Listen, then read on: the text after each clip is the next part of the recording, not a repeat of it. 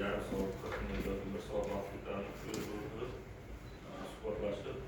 sizlarda bo'ladigan muammolar,